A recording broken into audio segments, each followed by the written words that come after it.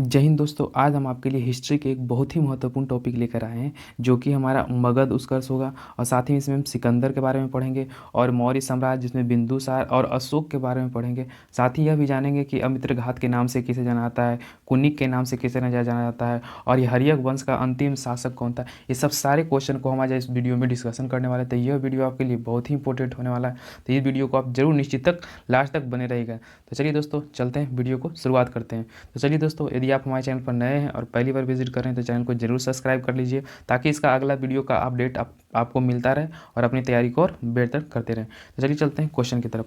आज का जो मेरा पहला क्वेश्चन होने वाला है कि मगध के सबसे प्राचीन वंश के संस्थापक कौन थे। तो आपको बृहद्रथ थे। और साथ ही यह भी आपको बताते हम चलेंगे कि कौन सा क्वेश्चन है जो आपको एग्जाम में बार बार रिपीट होते हैं और कौन से क्वेश्चन को आप छोड़कर भी चल सकते हैं। इसकी राजधानी आपको गिरिब्रज थी जो कि अभी राजगीर को कहा जाता है और राजगीर अभी वर्तमान में आपको बिहार में पड़ता है, बिहार के नालंदा डिस्ट्रिक्ट में। चलिए देखते हैं। जरासंध जो था वो आपको बृहद्रथ का ही पुत्र था। चलिए, हर्यक वंश के संस्थापक बिंबिसार मगध की गद्दी पर 544 ईसा पूर्व बौद्ध ग्रंथों के अनुसार बैठा था। वह बौद्ध धर्म का अनुयायी था। यह प्रथम भारतीय राजा था जिसने प्रशासनिक व्यवस्था पर आपको बल दिया था। बिंबिसार ने ब्रह्म दत्त को हराकर अंग राज को मगध में मिलाया था। यह क्वेश्चन आपको एक बार पूछा गया था कि किसने आपको यंग राज को मिलाया था, तो बिंबिसार ने मिलाया था। बिंबिसार ने गिरिराज का निर्माण कर उसे अपनी राजधानी बनाया। बिंबिसार ने मगध पर करीब 52 वर्षों तक शासन किया था। चलिए चलते हैं नेक्स्ट क्वेश्चन की तरफ। महात्मा बुद्ध की सेवा में बिंबिसार ने राज वैद्य जीवक को भेजा था। यह भी क्वेश्चन आपको एग्जाम में पूछा गया है 2 से 3 बार कि जो महात्मा बुद्ध की सेवा में वह कौन सा शासक था जो जीवक को भेजा था, तो वह बिंबिसार हो जाएगा और जीवक को वह भेजा था। अवंती के राजा प्रघोत जब पांडु रोग से ग्रसित थे उस समय बिंबिसार ने जीवक को उनकी सेवा शुश्रूषा के लिए उसे भेजा था। चलिए चलते हैं। बिंबिसार ने वैवाहिक संबंध स्थापित अपने साम्राज्य का विस्तार किया। और यह भी क्वेश्चन पूछा जाता है कि मगध साम्राज्य में वह कौन सा राजा था जो अपना वैवाहिक जीवन के तौर पर अपना साम्राज्य को आगे बढ़ाया था, तो वो कौन था, तो आपको बिंबिसार हो जाएगा। इसने कौशल नरेश प्रोसेनजित की बहन महाकौशला से और वैशाली की चेटक की पुत्री चेलना से तथा मद्र देश जिसे आधुनिक पंजाब कहा जाता है की राजकुमारी क्षेमा से इसने शादी किया था। तो यह क्या था, इसका एक टैक्टिक्स था कि जिस से यह शादी करता था उसका क्षेत्र भी थोड़ा उससे संधि कर अपना क्षेत्र को यह बढ़ा लेता था। तो इसीलिए इन्हें कहा जाता है कि वैवाहिक संबंध के जरिए इन्होंने अपना राज्य का विकास किया था। बिंबिसार की हत्या उसके पुत्र अजातशत्रु ने कर दी और वह 493 ईसा पूर्व में मगध की गद्दी पर बैठ गया। इसका उपनाम कुनिक था। यह प्रारंभ में आपको जैन धर्म का अनुयायी था। और यह क्वेश्चन बहुत ही अधिक बार पूछा जा चुका है, 3 से 4 बार पूछा गया है कि कुनिक के नाम से किसे जाना जाता है, तो वह अजातशत्रु हो जाएगा। अजातशत्रु ने 32 वर्षों तक मगध का पर शासन किया था और अजातशत्रु ने सुयोग मंत्री का नाम वर्षकार, जिसे वर्षकार इसी सहायकता से अजातशत्रु ने वैशाली पर विजय पाया था। यह भी क्वेश्चन आपको पूछा गया था एग्जाम में कि वैशाली पर किसने विजय पाया था, तो अजातशत्रु ने। 461 ईसा पूर्व में अपने पिता की हत्या कर उदायन मगध की गद्दी पर बैठ गया था। उदायन ने पाटलिपुत्र की स्थापना की। वह जैन धर्म का अनुयायी था। यह क्वेश्चन पूछा था कि पाटलिपुत्र की स्थापना किसके द्वारा किया गया, तो उदायन के द्वारा। हर्यक वंश का अंतिम राजा उदायन नाग दशक का वह पुत्र था। नाग दशक को उसके आत्मीय शिशुनाग ने 412 ईसा पूर्व में अपदस्थ करके मगध पर शिशुनाग वंश की स्थापना की। शिशुनाग ने अपनी राजधानी पाटलिपुत्रा से हटाकर वैशाली स्थापित की थी। तो कहाँ स्थापित किया था, तो यह वैशाली किया गया था। और शिशुनाग का उत्तराधिकारी कालाशोक पुनः राजधानी को पटना ले आया। शिशुनाग वंश का अंतिम राजा था यह नंदीवर्धन था। यह बहुत ही बार एग्जाम में क्वेश्चन पूछा गया है। नंद वंश का संस्थापक महापद्मानंद था। यह भी क्वेश्चन आपको बहुत बार पूछा जाता है। एवं अंतिम शासक आपको घनानंद था। यह सिकंदर के समकालीन था। इसने चंद्रगुप्त मौर्य ने युद्ध में पराजित किया और मगध के एक नए वंश जहाँ पर मौर्य वंश की स्थापना किए थे। चलिए चलते हैं, कुछ सिकंदर के बारे में जानते हैं। क्वेश्चन पूछे जाते हैं। सिकंदर का जन्म कब हुआ, 356 ईसा पूर्व में। इसके पिता का नाम फिलिप था। फिलिप 359 ईसा पूर्व में मकदूनिया का शासक था। यह क्वेश्चन पूछा जाता है कि जो सिकंदर के पिता जो थे उनका शासक कहाँ, वह कहाँ के शासक थे, तो मकदूनिया की। इसकी हत्या 329 ईसा पूर्व में कर दी गई। सिकंदर अरस्तु का शिष्य था। सिकंदर ने भारत पर विजय अभियान 326 ईसा पूर्व में प्रारंभ किया। यह भी क्वेश्चन पूछा गया है। सिकंदर का सेनापति सेल्यूकस निकेटर था। यह भी क्वेश्चन आपको पूछा जाता है। और सिकंदर को पंजाब के शासक पोरस के साथ युद्ध करना पड़ा, जिसे हाइडे स्पीच का युद्ध या झेलम बितस्ता के युद्ध के नाम से जाना जाता है। यह क्वेश्चन तो बहुत ही अधिक बार पूछा जाता है कि हाइडे स्पीच या फिर झेलम बितस्ता के युद्ध किसके किसके बीच हुआ, तो आपको सिकंदर और पोरस के बीच हुआ पंजाब में। चलिए देखते हैं। सिकंदर की सेना ने ब्यास नदी की पश्चिमी तट पर पहुंचकर उसे पार करने से इनकार कर दिया। यह भी आपको क्वेश्चन पूछा जाता है कि सिकंदर की सेना ने किस नदी को पार करने से मना कर दिया था, तो वह ब्यास नदी हो जाएगा। और सिकंदर स्थल मार्ग द्वारा 325 ईस्वी पूर्व भारत से वह लौट गया।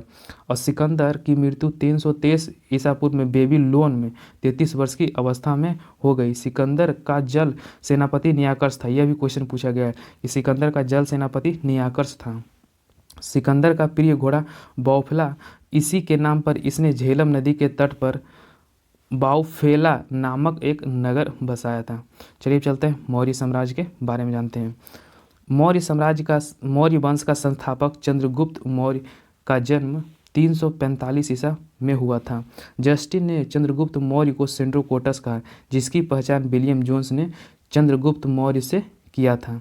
यह भी क्वेश्चन आपको पूछा गया था। विशाख दत्त कृदत्त मुद्रा राक्षस में चंद्रगुप्त मौर्य के बृहस्पति आस निम्न कुल से उत्पत्ति शब्द का प्रयोग किया गया है। घनानंद को हराने के में चाणक्य, जिसे आपको कौटिल्य और विष्णुगुप्त के नाम से जानते हैं, ने चंद्रगुप्त मौर्य की मदद की, जो बाद में चंद्रगुप्त मौर्य का प्रधानमंत्री बना। इसके द्वारा लिखित एक अर्थशास्त्र पुस्तक जिसका संबंध आपको राजनीति से है। यहाँ से क्वेश्चन पूछा जाता है कि अर्थशास्त्र जो पुस्तक है यह किसके द्वारा लिखा गया और इसका संबंध किससे, ये दोनों क्वेश्चन आपको बनते हैं। तो आपको इसका संबंध राजनीतिक से हो जाएगा और यह लिखा गया आपको चाणक्य के द्वारा। चलिए नेक्स्ट देख लेते हैं। चंद्रगुप्त मगध की गद्दी पर 322 ईसा पूर्व में बैठा। चंद्रगुप्त जैन धर्म का अनुयायी था। चंद्रगुप्त ने अंतिम समय में कर्नाटक के श्रवणबेलगोला में स्थान अपना व्यतीत किया था। यह भी क्वेश्चन आपको पूछा गया था।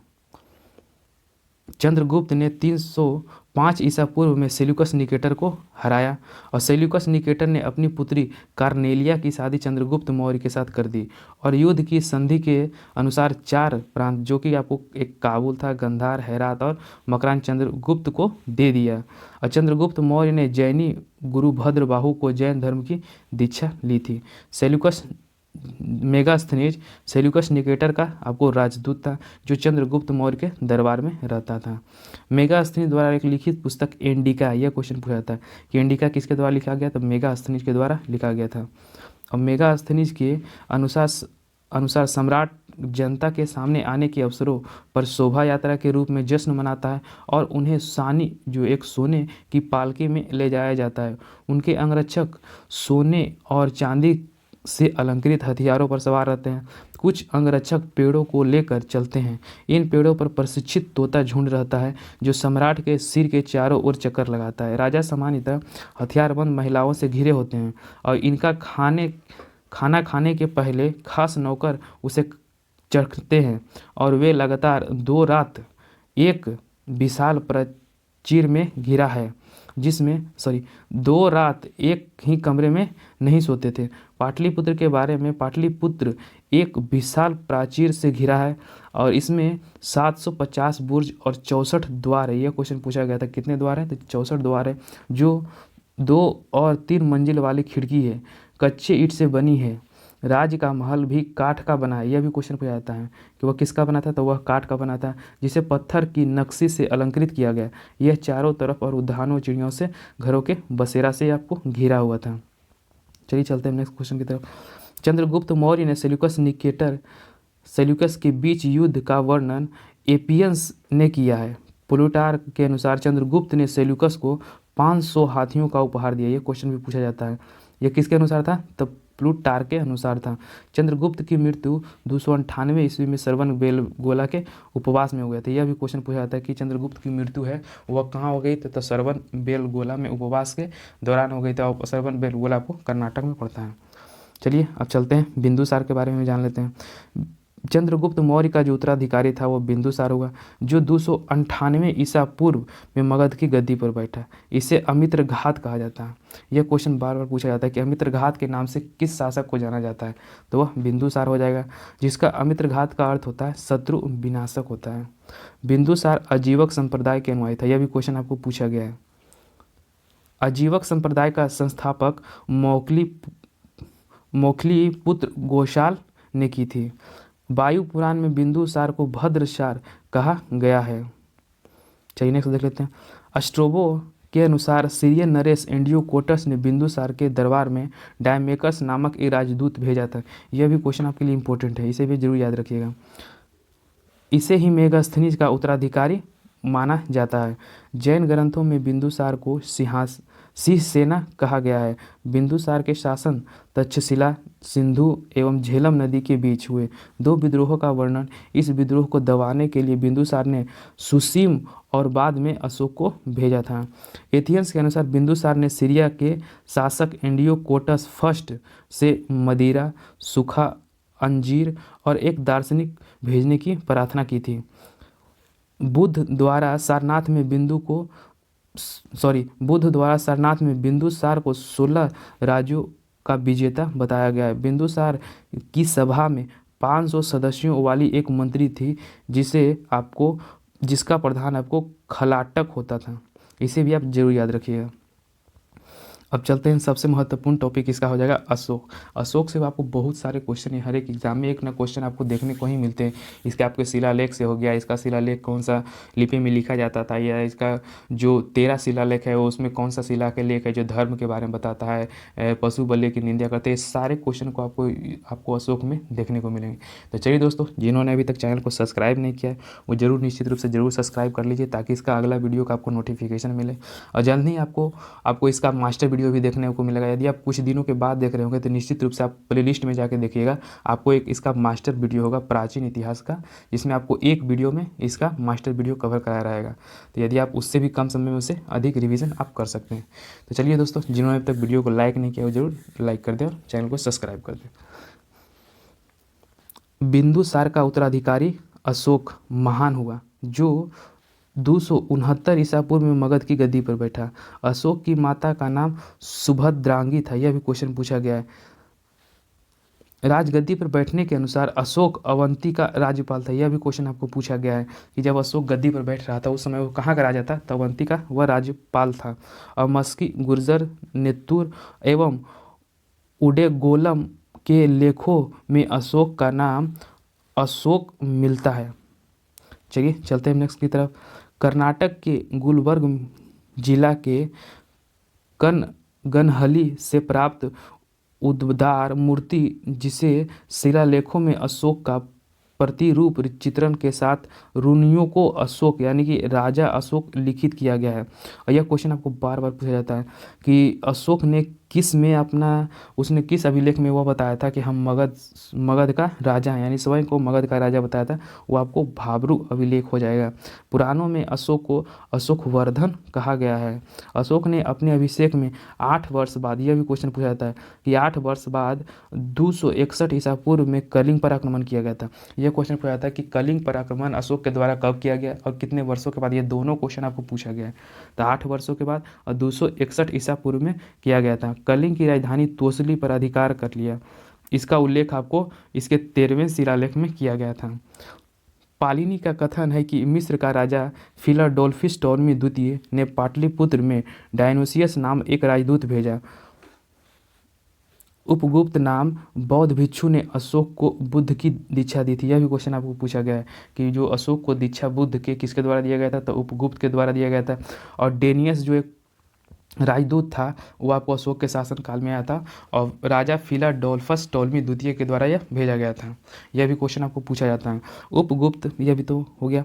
अशोक पहले ब्राह्मण धर्म का अनुयायी था। जब अशोक था वो पहले आपको ब्राह्मण धर्म का अनुयायी था। कलहन के राज तरंगिणी से पता चलता है कि वह शैव धर्म का उपासक था। अनुयायी था ब्रह्म धर्म का, लेकिन उपासक आपको शैव धर्म का हो जाएगा। निग्रोध के प्रवचन सुनाकर उसने बौद्ध धर्म को अपनाया था। निग्रोध जब उसका प्रवचन दे रहा था तो उसे सुनकर यह आकर्षित हुआ और इसने अपना बौद्ध धर्म को ग्रहण कर लिया। अहरौरा लेख में यह घोषणा की गई कि अशोक व्यक्तिगत रूप से बौद्ध धर्म का अनुयायी था।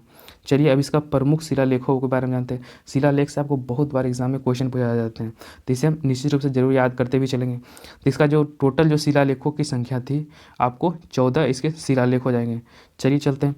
पहला जो शिलालेख था, इसमें कहा गया था, इसमें पशु बलि की निंदा किया गया था, यानी कि आप पशु बलि नहीं कर सकते, उसकी इसमें निंदा किया गया था। दूसरा में कहा गया था कि मनुष्य एवं पशु बलों की चिकित्सा व्यवस्था का उल्लेख करना है। इसे आप थोड़ा रिलेट करके याद करिएगा तो निश्चित रूप से आपको याद हो जाएगा। जैसे कि पहला में कहा गया था कि पशु बलि की निंदा, यानी कि पशु बलि की हत्या नहीं करना है। तो किसी भी चीज़ का यदि हत्या नहीं कीजिए तो उसका स्वास्थ्य देखभाल की जिम्मेदारी भी तो आप ही को बनती है, तो उसका उल्लेख आपको उसका 2 में कर दिया गया था, यानी कि पहला और दूसरा हो जाएगा। तीसरा में किया गया था, इसमें राजकीय अधिकारी को यह आदेश दिया गया कि वह हर एक 5 वर्ष के उपरांत दौरा पर जाए और इसमें कुछ धार्मिक नियमों का उल्लेख किया गया था।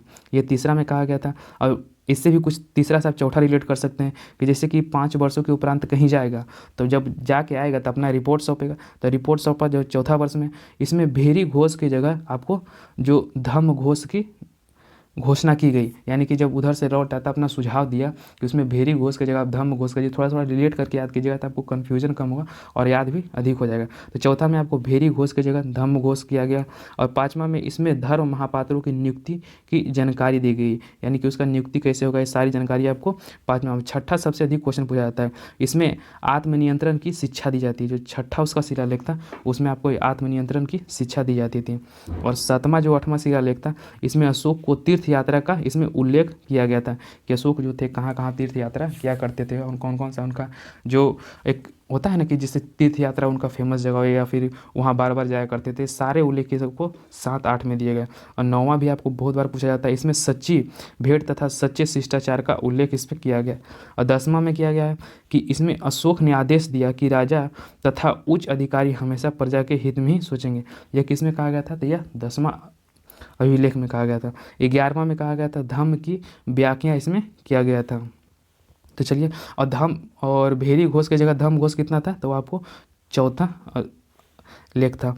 और 12वां में कहा गया था इसमें स्त्रियों महामात्रों की नियुक्ति एवं सभी प्रकार के विचारों की सम्मान की बात कही गई थी। कितना में, तो आपको 12 में कहा गया था। यह भी आपके लिए बहुत ही इंपॉर्टेंट है। और 13वां में कहा गया था इसमें कलिंग युद्ध का वर्णन एवं अशोक के हृदय परिवर्तन की बात कही गई थी।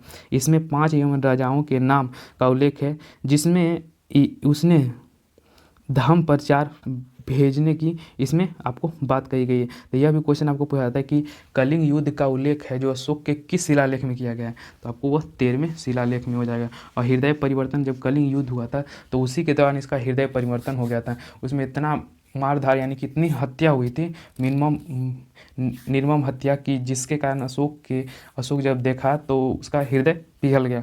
तो इसी में आपको इसका वर्णन किया गया। 14वें अभिलेख में किया गया, अशोक ने जनता को धार्मिक जीवन बिताने के प्रेरित किया, यानी कि जब देखा कि युद्ध से कुछ नहीं होता, इतना खाली इसमें युद्ध से जाने जाती है, तो जब उसका हृदय परिवर्तन, कोई भी यदि हार्ड आदमी का हृदय सॉफ्ट हो जाएगा तो वह क्या कहेगा, वह धर्म की ओर लौट जाता है।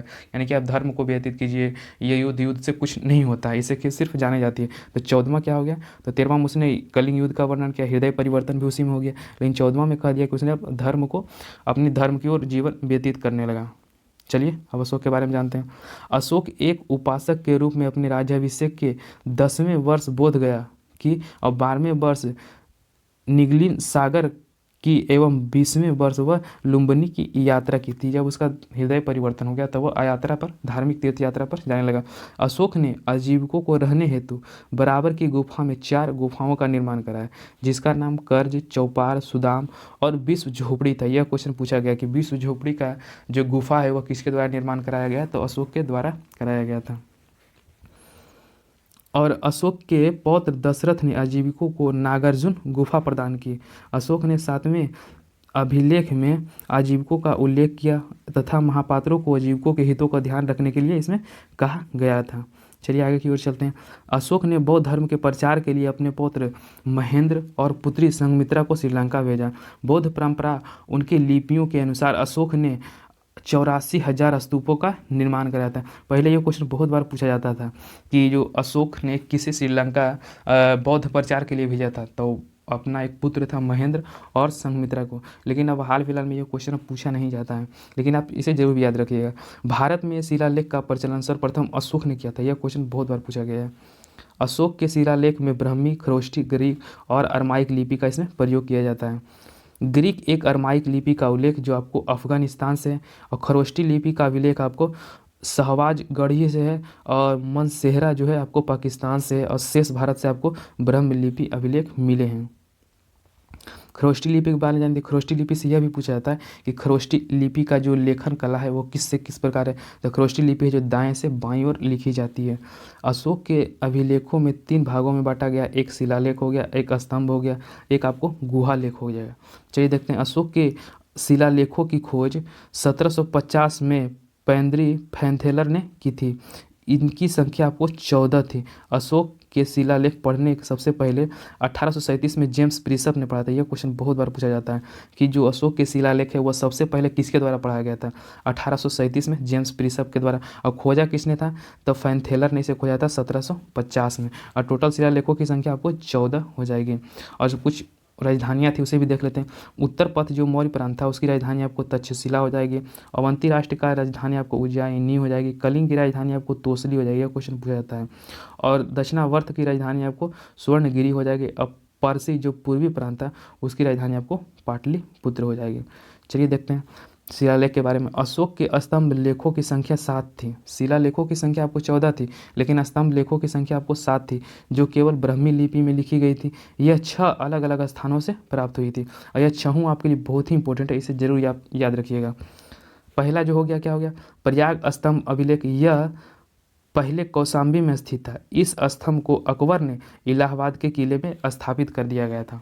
और दिल्ली टोपरा, यह स्तंभ आपको फिरोज शाह तुगलक के द्वारा टोपरा से आपको दिल्ली लाया गया था। ये सब सारे क्वेश्चन आपको पूछे जाते हैं कि जो आपको जो टोपरा में जो स्तंभ था उसको किसने दिल्ली स्थानांतरित किया था, तो फिरोज शाह के द्वारा यह स्थानांतरित किया गया था। और दिल्ली मेरठ, पहले मेरठ में स्थित था स्तंभ, फिरोज शाह के द्वारा यह दिल्ली लाया गया। रामपुरवा जो बहुत ही इंपॉर्टेंट है, बिहार के जितने भी एग्जाम है इसके लिए बहुत ही इंपॉर्टेंट है, इसे जरूर याद रखिएगा।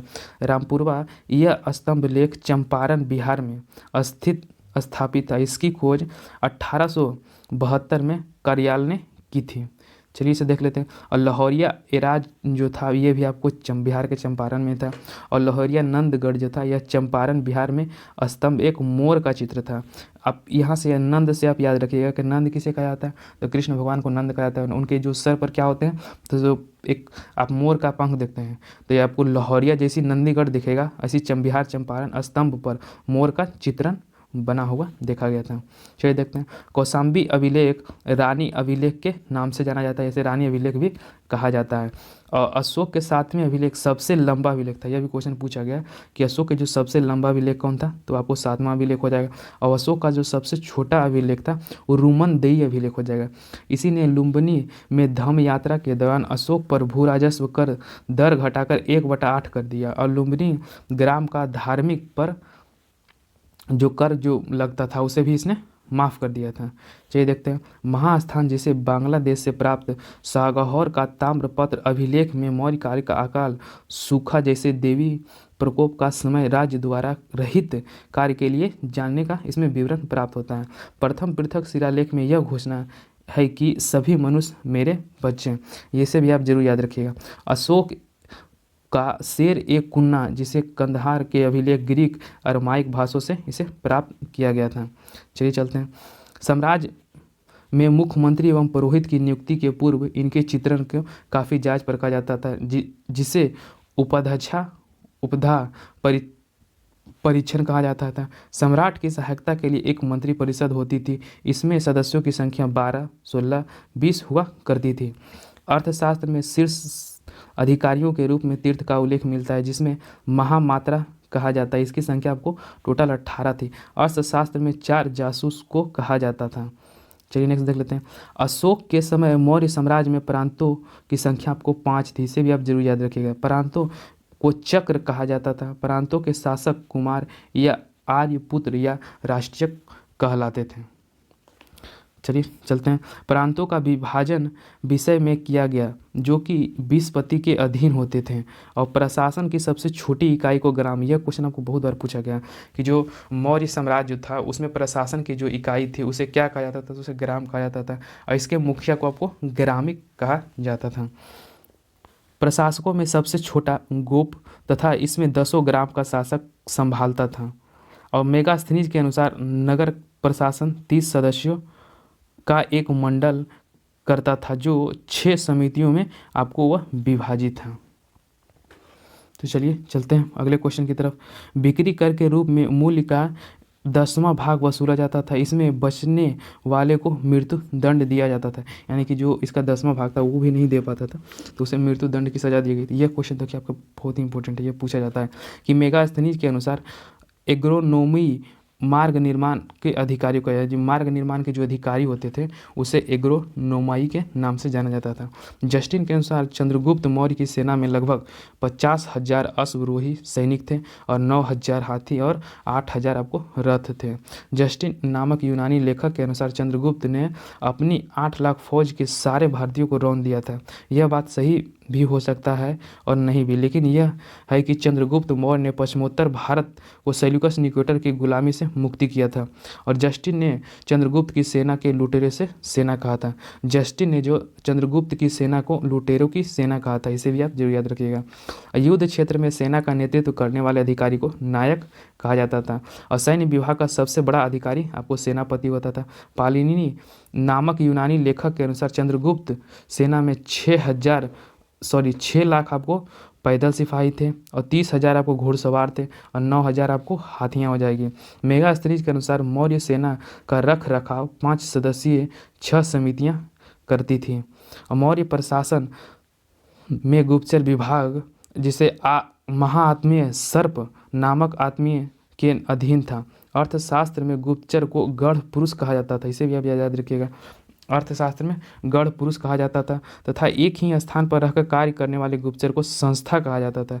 एक स्थान से दूसरे स्थान पर भ्रमण करने वाले कार्य को क्या कहा जाता था, तो उसे संचार कहा जाता है। यानी कि एक स्थान दूसरे जहाँ जहाँ भ्रमण करके जो गुप्तचर करते थे उसे संचार कहा जाता है और एक स्थान पर उसे संस्था कहा जाता था।